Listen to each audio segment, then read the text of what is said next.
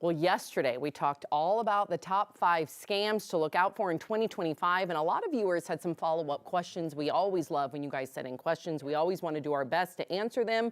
And some of these individuals have actually fallen victim to these scams. So many of us have. One viewer asked specifically if we could have a follow-up discussion because they fell victim just last week and nobody has gotten back to them about it. That's a common theme. This happened to me. I'm not going to tell you my story. It'll take all day. But we did a little bit of research and of course we wanted to bring in the professional here, 9 News consumer investigator Steve Steger, to share some helpful tips for anybody who can be going through this. And as we learned, it's a lot of us, Steve. It's Heck yeah. I mean, I get emails about this from people every day and some of the dollar amounts are staggering. I mean, they're all over the place. People who maybe had the scam where your computer gets locked up.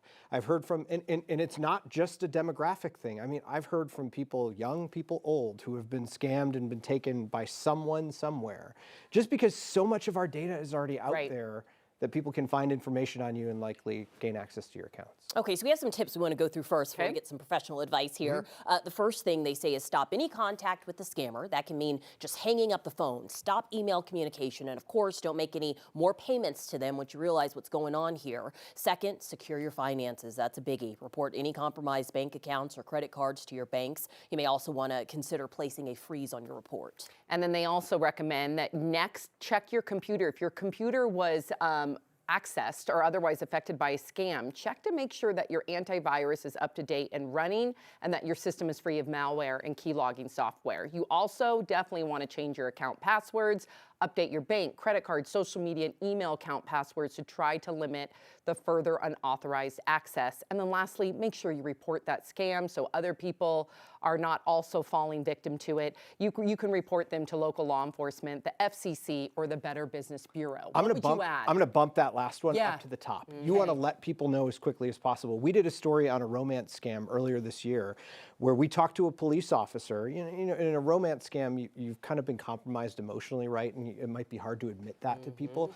But the police officer we talked to with the Arvada Police Department said, there's work that can be done to seize accounts when money is moved, even when it's in crypto. And you can find investigators inside police departments. There aren't many of them. They're hoping to train more of them to be able to do this, who can track crypto and movements of crypto and can actually use subpoena power to seize money and try to stop it from going too far. They can get a hold of your money before it goes further than it actually is. Because a lot of people think once you pay money in crypto that it's gone, and oftentimes it is, but police do have the ability to seize funds and potentially get that back for you. That's why it's really important to report something right away. And you mentioned kind of the shame of it all, but there should be no shame here. We've all been victim to these things, you know, and I think even older people sometimes are like, oh no, you know, take the stigma away from it. I get awfully angry whenever somebody says, oh, I would never fall for that. Trust me, you would. I mean, like all of us would. I've seen things in my inbox and for a second I'll look at it, and if I wasn't as plugged into this job as I am right now, I probably would fall for something like that. There's no stigma to admit something happened to you. Like, just do it. Tell the people that you need to tell. Report it to the FBI, the internet, the IC3. You can Google that and find information from there of where to report an internet scam like that. Something important to remember just on the outset: never move your money.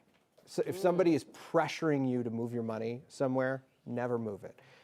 Find your bank card, find the phone number for your bank. If you think your accounts have been compromised, always look for an official source if you possibly can. And I'm glad that you mentioned the IC3. We brought that up yesterday, and we did have a few comments of people saying that because of that, when we mentioned it, that they went ahead and reported some of those scams to the IC3, the that's internet for internet crimes. scams. Yes, it is. Internet scams. So really quickly before we go, we have less than a minute. Let's say something happened online, Facebook, Instagram. It's impossible to get a hold of those people. It is. So you just directly ignore them, flag them. What you got to do something. A lot of cybersecurity experts are actually pushing for a little bit more regulation on social media companies right now because they don't have a phone number you can call and get someone on the phone and say, my account's been compromised.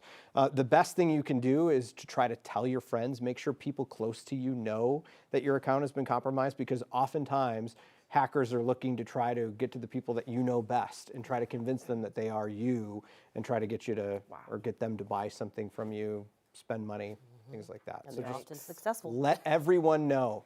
Do not be afraid to say that you've been scammed. Yes. It's the most important thing you could do. Thank you. Steve Stager, great information. We hope that helped you.